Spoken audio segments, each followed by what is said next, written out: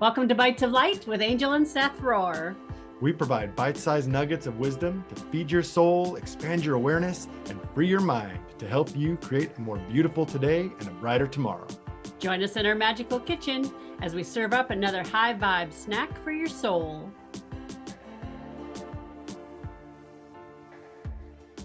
Welcome back to another episode of Bites of Light, Snacks for Your Soul. And today we have an amazing and wonderful guest with us, Dr. Stephen Farmer. Thank you so much for coming and spending some time with us. Oh, yeah. Very, very pleased to be here. Thank you, Angel. Thank you, Seth. Yes. So the first time I met you was at the Gathering of the Shamans, the very first time the event took place. And I was thinking about how our interactions came to be the first time we saw each other. And I can remember sitting in the airport getting ready to go, having your Earth Magic book. That was one of my first spiritual awakenings through that book. Like that was a huge part of my process. And wanting to come to the Gathering of the Shamans because knowing that you were going to be there and that I was going to get to meet you. So, you know, I've been following your work for a really long time, and part of your Earth Magic Oracle cards have been a very big part of my process and tools that I use. And I'm dying to have a further conversation around what you do, and specifically the animal medicine with this new book that we have coming out, Bites of Light, Evolving Leadership for the Spiritual Entrepreneur, which you have graciously given us a recommendation for. Thank you so much. You're very welcome. Yeah. Yeah. So why don't you just give us a little bit about how you got started and the animal medicine piece and Sure. all the good things. First, I want to say congratulations, on the book. I know what it takes to put something together like that. And then ultimately to have it published too. So there's a lot of work to go into it. Sometimes people will say, I'm going to write a book. Good, good for you. Just hang in there, because it takes a lot to do. Let's see, how did I get started? I'm going to be relatively brief about that. But as a psychotherapist, I had a very active practice as a therapist. I think I did some good work, in a lot of different kind of trainings, hypnosis, somatic experiencing, which is somatic therapy for trauma recovery, basically. EMDR, just different trainings that I've had. And I really love my work. I feel really blessed and grateful. And then, things as happens, I think even people I talk with and I work with, there's a point comes in one's life when you start to feel like a kind of a wriggling. I don't know how to describe it. There's a few words, but just like ready for something new. Something's emerging, I don't quite know what it is. And I like that way of describing it. It's emerging. And that was shamanism. A friend gave me a book called Way of the Shaman by Michael Harner, who I attribute, he's ancestor now. Thank you, Michael. That was really the start of it. That really kicked me into gear. I was very curious. My partner at the time, she was very supportive of that. So I went to a 2-day workshop on the introduction to shamanism, what he called core shamanism, which is taking a lot of the different trainings. He was an anthropologist, not trainings, but different belief systems and ways of working with that general realm of shamanism from various indigenous cultures and sort of culled from it for the contemporary culture to introduce that, as yes, you can do this, you certain practices, etc. I went to the 2-day course, and not that it's not about becoming a shaman too. I got to dispel that myth. That's not the point. A shamanic practitioner, shamanic healer, that's what I call myself.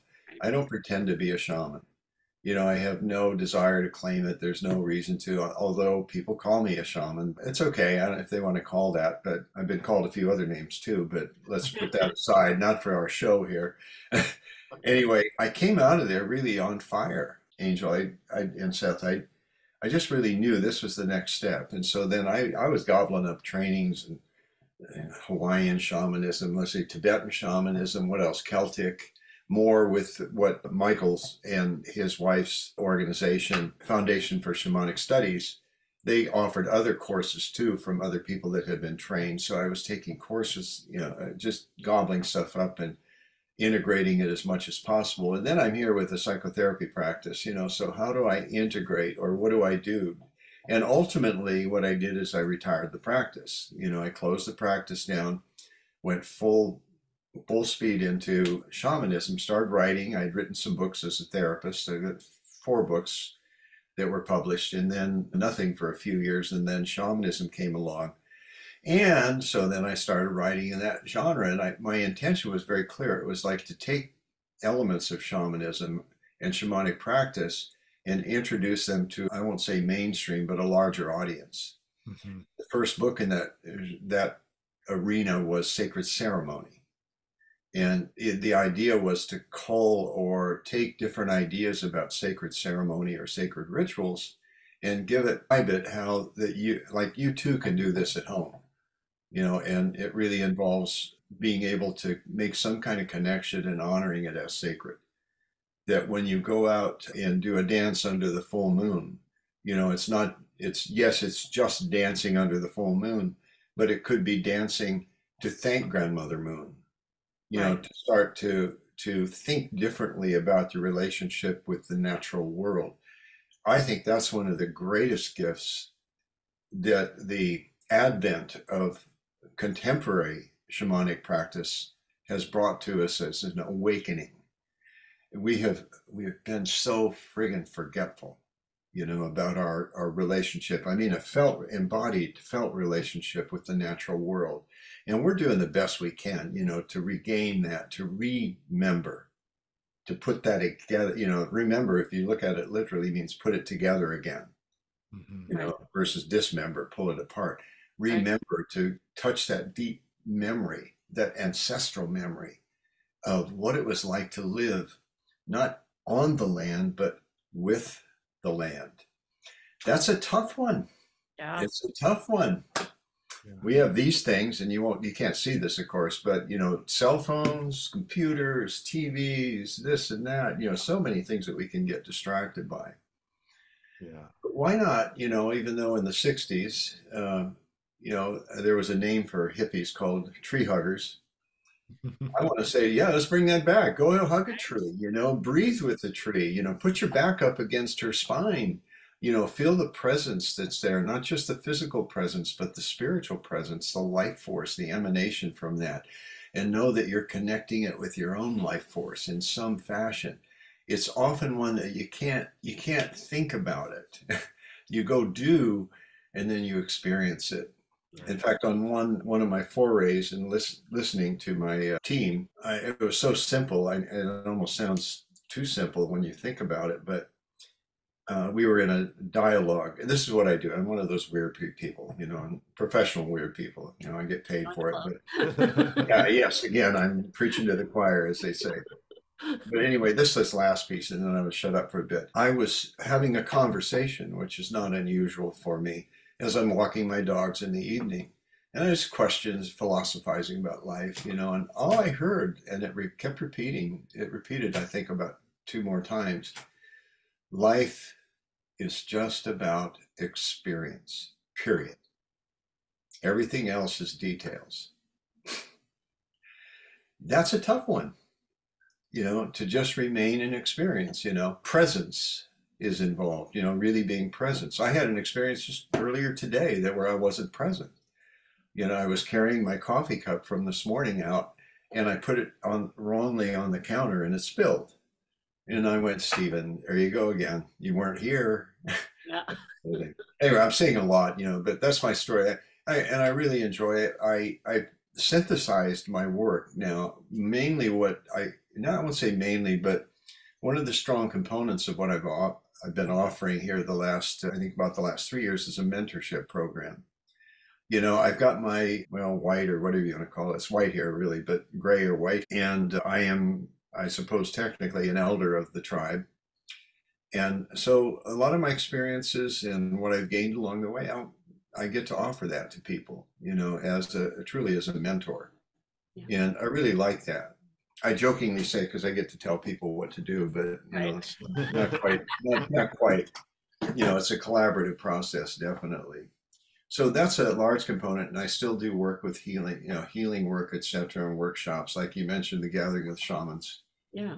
Wow, I had forgotten that, and thank you for reminding me. That's right. That's where we met, the very first one. Wow, because Yeah. it's probably about 6, 7 years now that it's been going on every year, Yeah. and during pandemic online, but now it's live and in action coming right up here, actually in Sedona. At the So, beginning of May. are you guys going? I'm not going this Yeah, year, not this year. unfortunately. Yeah, Yeah, that's that's right in the middle understandable. of our book stuff. And yeah, with this book launch happening, we're going to be in Salt Lake the week after that. So, Good for and you. Good for you. Jorge Luis Delgado, who is going to be at the Gathering of the Shamans with you, is Yeah. actually coming to our house and spending a couple of days with us. And then we're driving to Salt Lake City and we're doing an event with him in Salt Lake City the week after Gathering of the Cool. Shamans. Yeah. Say hi to him. We I did will. something together too a while back, about 3 years ago. Yeah, Yeah. So absolutely. anyway, that's how I got. That's In how May. Pardon? You'll get to see him in May. Oh, okay, good. Yeah. That's right. Oh, I'll say hi to him there. Okay. Yeah, Well, he's going to be at the Gathering of the Shamans this year. yeah, that's coming up. What, May 4th through 7th, I think. Yeah. Yeah. Great. So anyway, that's how I evolved into doing shamanic healing. Like I said, I quit my practice. I really dedicated, my energies, to shamanism and shamanic healing, and just amazing, what can be done with it. And again, I think the fundamental purpose in the larger sense of why are we being drawn to shamanism is that it is much an earth-based practice, that we recognize and acknowledge, not just mentally and philosophically, but we do our best, to live some of the principles. And one of the main principles is to really, yeah, that's a tree, but it's so much more than a tree. Right. Yeah, So let's find out. I describe it as the relationship with life, right? That's the shamanic practices, establishing that relationship with life, engaging with life. Yeah. And you can't do that if your mind is taking you into the future and you're always thinking about what you're going to be doing, what could be happening. That's where that presence comes in. If you're not present in this moment, if you're stuck in the past and dealing with all those things that don't exist anymore, or you're trying to project out into the future to another place that doesn't exist, you're not here where things do exist in this present moment, and building that relationship with life itself. Yeah, that's a good way to put it, Seth. Yeah, it's astounding to me, especially after, a lot of the work that I've done, that I can do something so idiotic as spilling my coffee in the morning because Well, I we're was still in a human soul basket, right? drifting. Yeah, so well, I just had a conversation earlier about ego and spirit, and there's some traditions that feel like, oh, we got to get rid of the ego, and I say baloney. The ego is an important part of our makeup. And the word that came up in the conversation was subjugation. To as best we can to learn how to subjugate the ego. And what that means to me is not that it's an underling or there's a hierarchical or a status thing or something like that. It's just that, the ego is part of what got me here. Right. I confess, I like the accolades. I like people, the feedback that I get from people. I like it. That's my ego. Mm-hmm. That's okay. I don't need it to survive. I don't need it to do my work. But boy, when it comes through, I feel I just grateful. And as I was told recently, reminded recently, Stephen, appreciation and gratitude. Keep those in focus. Keep those in focus. So it's the relationship, even though it's not really dualistic, it's the relationship between spirit and ego, that we develop that capacity or that remembrance of how we can communicate with spirit, not in just an etheric sense, an abstract sense that it's out here, but I can walk outside my backyard and their spirit. Right. I can climb a mountain, their spirit. That the earth is truly alive, like you were referring to, Seth, that it's life, that it's our relationship with life, specifically life in the natural world that is an emanation. Every aspect of the physical beings in this world are emanations of spirit or God, if you prefer. I don't care what you force. Yeah, universe. The force. Use the force. Good old Luke. Thanks, Luke. Use the force. Exactly. Anyway, so that, yeah, and again, I do feel, I'd say most of the time, really, just really grateful, an experience to have a conversation with the two of you. Mhm. Yeah. Grateful for that. Grateful that the works that I've put out there have had some influence, and had some effect. Or as a friend of mine said, I live my life. How did he put it? Let me see if I can catch it. I live my life as if what I do is really important, knowing that 3,000 years from now it probably won't matter. I love that. I love Well, that. it's a both, it's a both and. It's not either or. People get caught up in the, oh, does it really matter? Whatever. Not. There's so much stuff going on right now in the world. The planet's evolving like it's been doing for billions of years.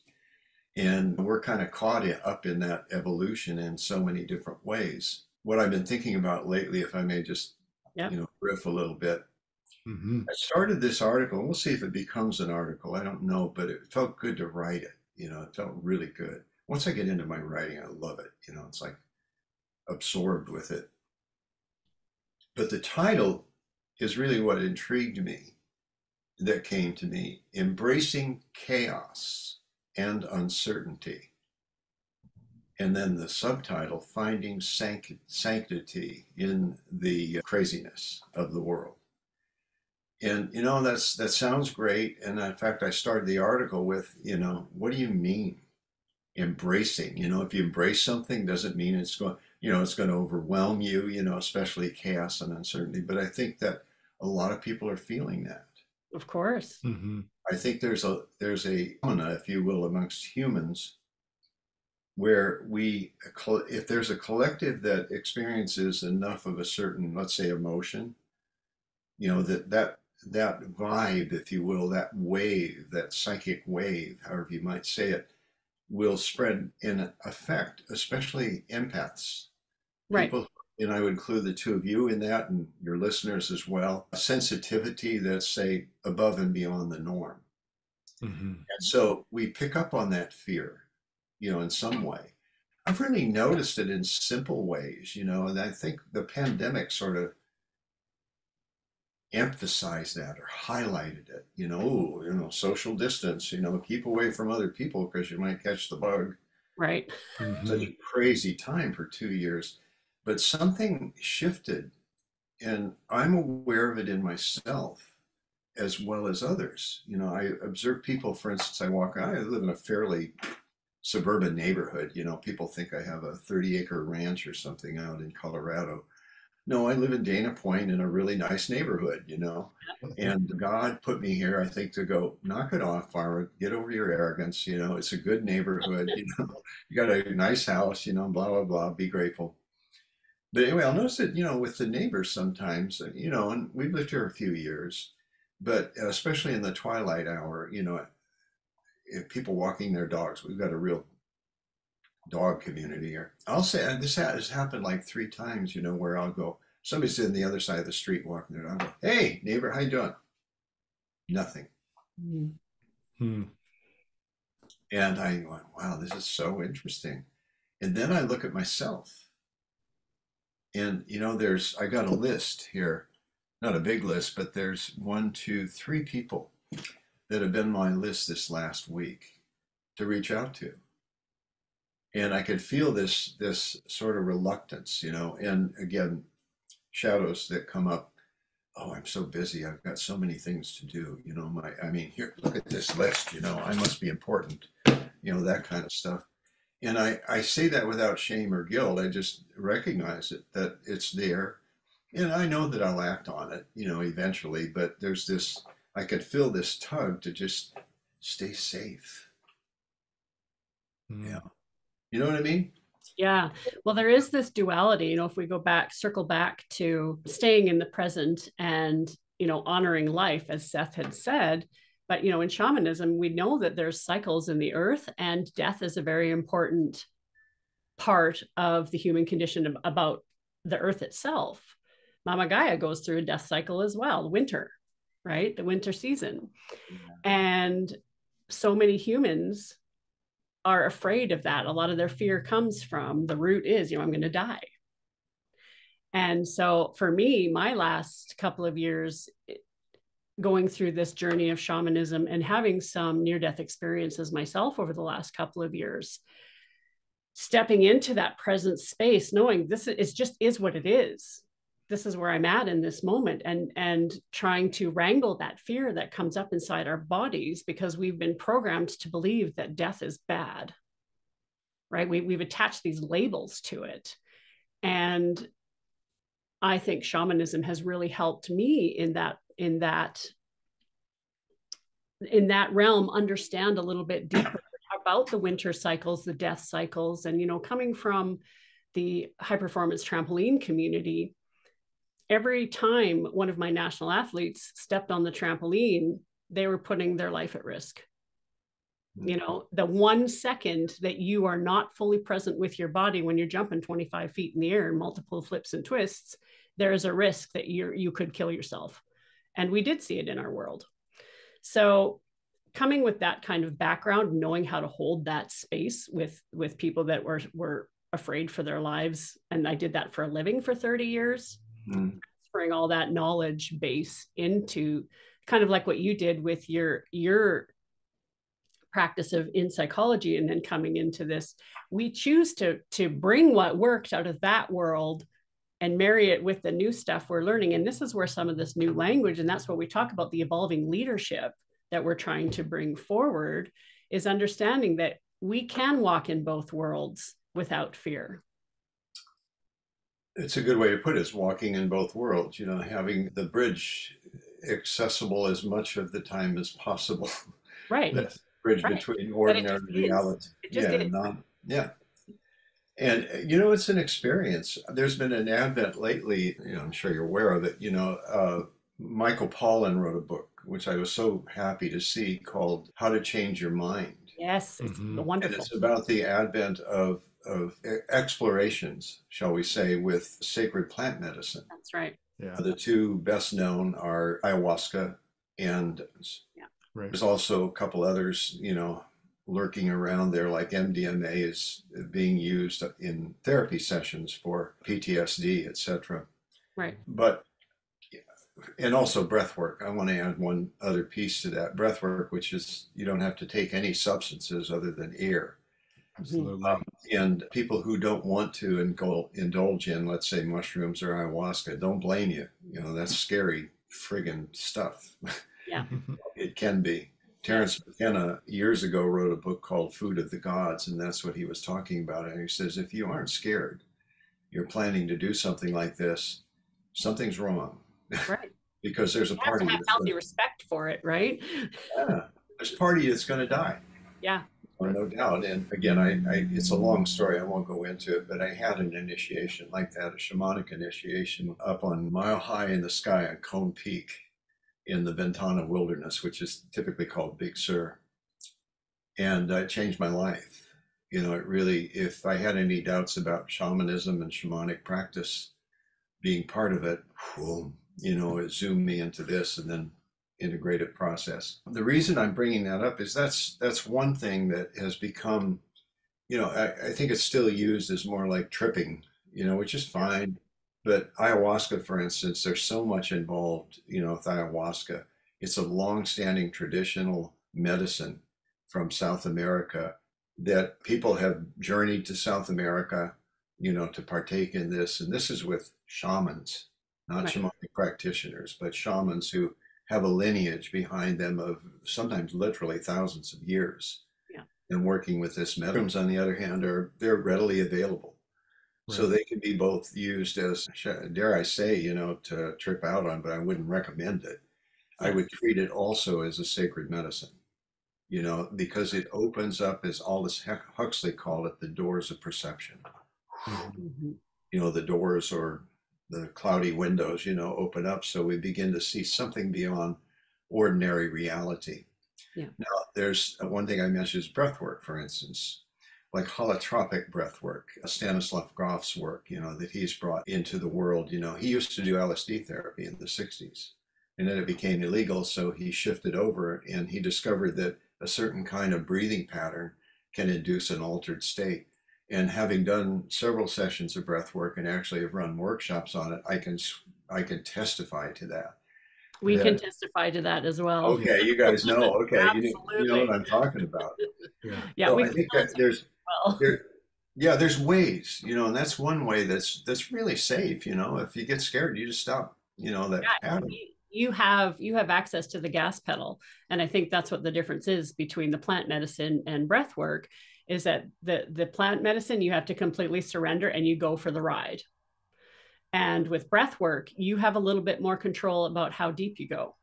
I know. Yeah, like halfway through the mushroom journey, you go, okay, I'm done. Yeah, and you're like, no, Mama Gaia is like, oh no, sweetheart, we just started. Yeah, right. Yeah, you haven't seen anything yet. Here, we're going to show you a few other things. Here, Yeah, some are going to scare you a little bit, but that's right. dude, you're going to be okay. You'll survive. You will now have healthy respect for plant medicine. That was my experience, anyways. Yeah, yeah. The other one is, though, lest I forget, is the basic fundamental practice in shamanism, which is the shamanic journey. Yeah. Now, having mentioned the plant medicine, yes, that's a shamanic journey. Breath work, I consider that to be a shamanic journey. So do I. It depends partly on your set when you go in, but really these are. But again, there's another way to do it. It could be done through chanting, through drumming, through rattling, but inducing an altered state with some practice so that you can travel into what, again, Harner called non-ordinary reality. And there you work with helping spirits. And then you bring that information back either to serve some healing process with yourself or the community or the individual that you're working with, whatever it may be. And I tell you, it's phenomenal. You mentioned near-death experience, which, if you really did die, then it's a death experience, but you come back. It's kind of Well, an I believe you. interesting I believe you can reincarnate in the same in the same life cycle. I feel like I've done it. So thing. Good way to put it. Yeah, yeah, yeah. Here we go again. Okay, right, next. Yeah, right, that kind of thing. yeah, Anyway, the journey itself is a fundamental practice that if anyone who's listening is interested in shamanism, I highly recommend it. There's places that you can look up. Just look it up, shamanic, shamanism training, etc., etc. And you'll find places where you can get some initial training in it. And one I highly recommend is the Foundation for Shamanic Studies, shamanism.org, shamanism.org. And that's Michael and Sandra, his wife Sandra, Michael and Sandra Harner's foundation that was created. Sandra's still alive. Michael has passed on. He's now ancestor. He's left quite a legacy. mhm, Um, where was I? Just anyway, that's another way to access this place that we're calling non-ordinary reality. right, The other piece of that is to develop relationship with your spirit guides. yes, Back to the animal medicine, for instance. mhm, One of the first spirit guides that came to me in a men's event, and it was a meditation. I had no idea about power animals, spirit animals, totem animals, or anything like that. But we were standing, and I can't remember, I think we danced a little bit or something like that. And then we went into this meditation, this guided meditation, and it was to find an animal that really resonated with you. Mhm. Snake came mm, up. I went, interesting. Okay, I'll take it. And subsequent to that, it was probably, just a handful of years later. That's when I evolved and started looking into shamanism and learned that snake really was not just a spirit animal, because there is a distinction, but what I would deem a power animal. our animal, yeah, And power animals are those spirit animals that we develop a long-standing relationship with, typically. And they come and go, over years, they can come and go. Yes, you can have more than one, but we're not looking to have 23 power animals, or something like that. You don't need that many, one, maybe two, depending upon your work. If you do shamanic work, you might find over years, like I have, that certain ones come in with certain medicine or gifts. Example would be snake. I learned since snake came to me a story that I heard, and I don't recall some of the specifics, but it was a Native American tribe that someone came forward and was being called to be what we would call a shaman. So the community gathered around in circle, set the fire up in the middle, and this individual would dance around the fire.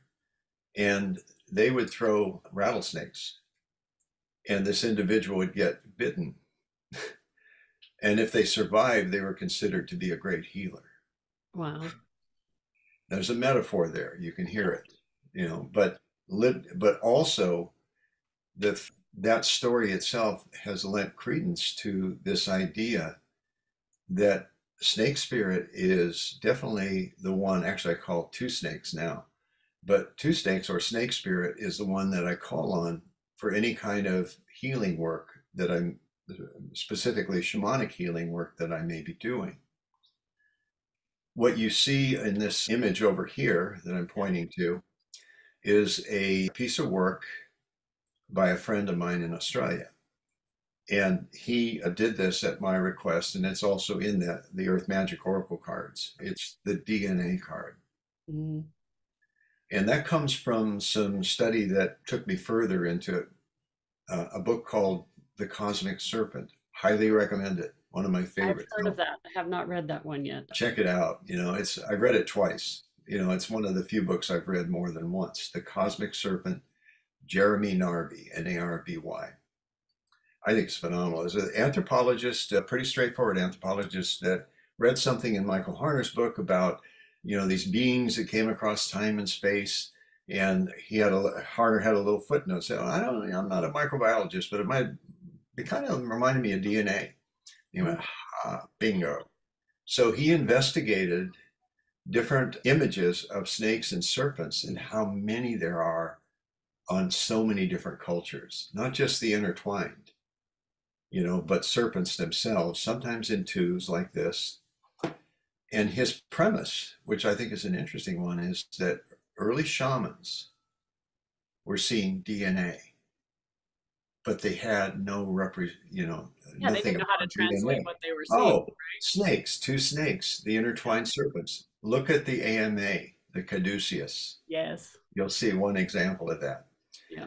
So that led me to actually, on my 70th birthday, I decided I want to get a tattoo, because my dad and my grandpa both died at 69. I thought, well, okay, for whatever, the grace of God, I'm still breathing and still healthy. So I got this tattoo. Wow. On the left shoulder, as a marker on many different levels. Anyway, I kind of went off on that. I hope that's okay. Well, snake medicine is actually really big, and representing the Kundalini energy and the priest and priestess, like that is teacher medicine as well. Oh, that's it. Again, it's all over. So it doesn't surprise me that you've been drawn to it, and to the point where you want to put it on your body, because that is the mission that you've accepted.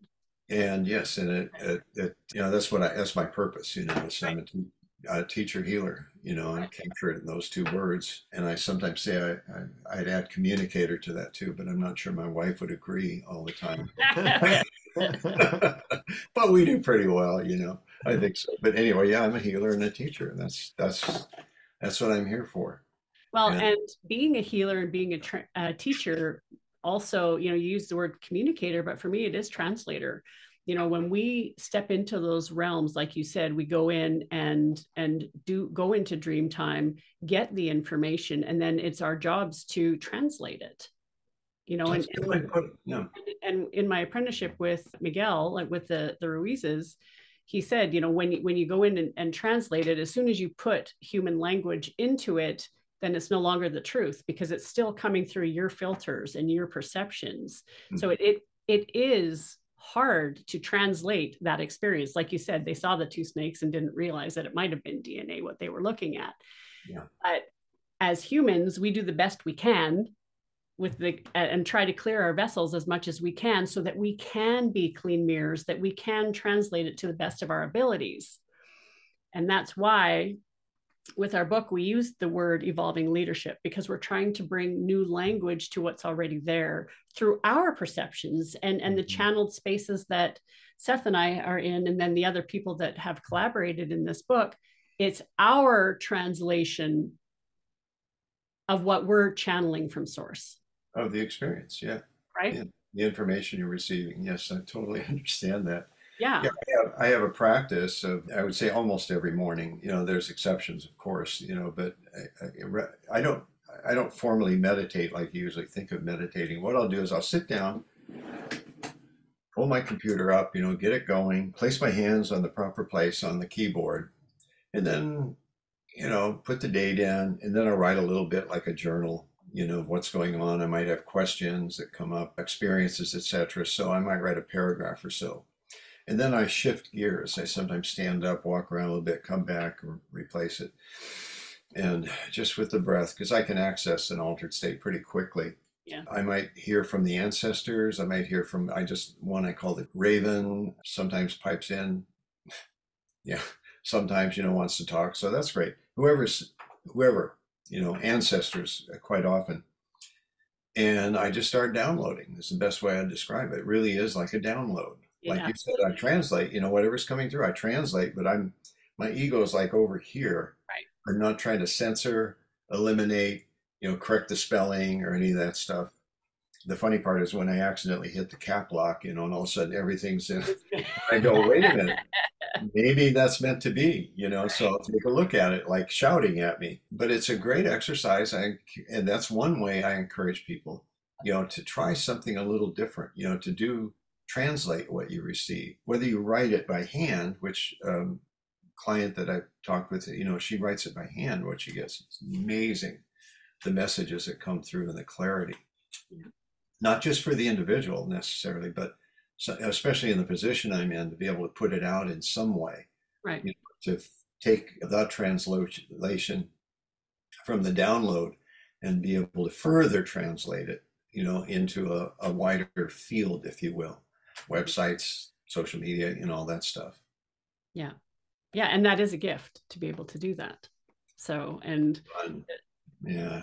The years and years of practice, and it becomes muscle memory. Like you said, you can put yourself into that altered state quickly, but it's muscle memory. It's the same thing I was teaching my athletes. Yes.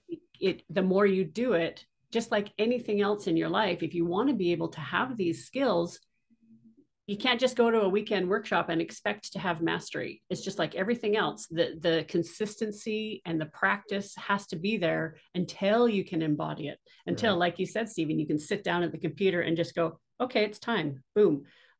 That takes mastery. That takes practice. Finding it's a good way to be consistent with it. And I think it's a good point for the listeners that there's lots of ways to do what people refer to as meditation. Yeah. We typically think of it as, you got to go sit quietly in the dark space for minutes, hours, weeks, days, and right.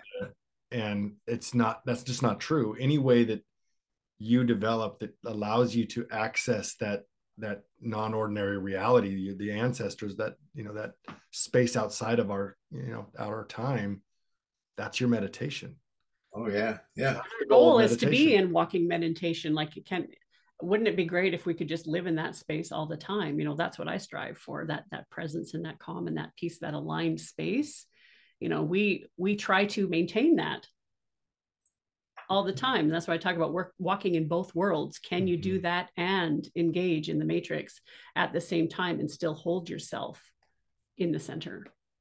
One of my favorite, this has come up a lot lately, is before Zen, chop wood, carry water. After Zen, chop wood, carry water. Right. In other words, it's a great saying. It's like, you can go into the mystery and have some kind of relationship that you've consciously developed with the mystery, to use one way to describe it. And then you got to go and do the dishes. You got to clean up the kitchen. You got to take the trash out, all that stuff. But you can do it with a different sense about you, that you're more aware, shall we say. You're aware of that bridge sometimes will disappear, and you'll just see or feel or sense or think or whatever it may be that something else is happening. It takes us maybe out of the presence, but into a different kind of presence. Mm-hmm. Well, I like to think when you're doing your dishes and you're taking out the trash, to me, that you're cleaning your physical space, which is Mother Earth, but our bodies are Mother Earth. So when you're cleaning that space, you're also cleaning yourself. So I've it's sacred cleaning. Sacred cleaning. Okay. And again, that's a good way to put it, a good way to put it is if you're aware Yeah. You're aware of the presence, capital. Feng Shui. Our publisher Laura, she says Feng Shui your soul, right? You're not just Feng Shui your external, you're Feng Shuiing here too. Yeah. It's important to not sacrifice one relationship for the other, right? Don't, if you're in such deep pursuit of the mystery, as you call it, which I think is a great way to describe it, that you neglect your relationship with life here on earth that we're here to experience. And if you only like, I'm only going to just do life, then you never explore that relationship with the mystery. And mystery, those two relationships build on each other, and they create, a more, I guess, a deeper relationship with both. So walking in that walking That's why in we're walking in both worlds is in that balance, not neglecting one for the other. Yeah, it comes to mind again the story I told earlier, that life is about experience. We get tangled up in this and that, especially when you're pulled by or pushed by or kicked into this awakening process. It can become consuming after workshop after workshop after workshop after workshop after workshop. Not to put that down. It sounds like I'm putting it down. I'm not, because everybody does what they need to do, and God bless you for doing that. But it is an awakening process, and I think that's a great term. Those two words, awakening process. It is a process, right? For sure. Suddenly I'm awake. Okay, good. And then 2 minutes later, I spill coffee on myself. Well, it's building that spiritual muscle. Yeah. That's the training over and over. That's the practice. Yeah. Amen. That is the practice. And speaking of workshops, you have some stuff coming up. Why don't you? Yeah, I'll share that I've got the Gathering of the Shamans I mentioned. I got the dates here. It's May 4th through 7th. And that's in Sedona at this incredible retreat space that you've been in. And it's called the Mago Retreat Center. And those of you who are listening, if you want to have an experience, go there. And then I'm doing a breakout workshop that's connected to but separate from the main retreat. Is on Monday? Yeah, and that's going to be on Sunday. On Sunday, okay. Yeah, it ends like Sunday morning, and then I go into my workshop. I'm also going to be at Joshua Tree Retreat Center twice. One coming right up April 27th through the 31st with my dear friend and colleague, Marissa Ryan, very gifted psychic medium. We've been doing this off and on, mostly off during the pandemic, but off and on for, a few years now. And she's delightful to work with. And we have a lot of fun, and just these miraculous experiences take place. I think we have room for one space in the retreat center, I think. But we're also saying if you still want to come, you can come, but you have to find housing outside of the retreat center. And then with some other colleagues, which should be fun, this will be a first time, with Marilyn Aloria, who again is also a psychic medium, and Ana Maria Vasquez, who also deals a lot with animal medicine. The three of us are putting on something in October at Joshua Tree Retreat Center. I think we're calling it Deep Dive in the Desert. So I'm going to be a little busy here and there, and I'm looking forward to actually getting with three-dimensional people and then working with other dimensions, if you will, at the same time. Oh, it's a lot of fun. And thanks for asking. Yeah, before we closed, I wanted to make sure that. And also people can, you can sign up for my newsletter, go to my website. It's dr, like drstephenfarmer.com, real easy to remember. Explore there. There's articles. There's all sorts of good stuff there that you can check into. And again, I congratulate you on your book. Thank you so much. When's it going to be out? Summer solstice is launch date, June 21st. Oh, you said that, yeah. Yeah, very excited about that. And it's just been such a pleasure to have you along my journey, and your books and like I said, your 2 Oracle decks are some of my favorites that I use. And I just love you. Thank you so much for shining your light on this planet and being who you are.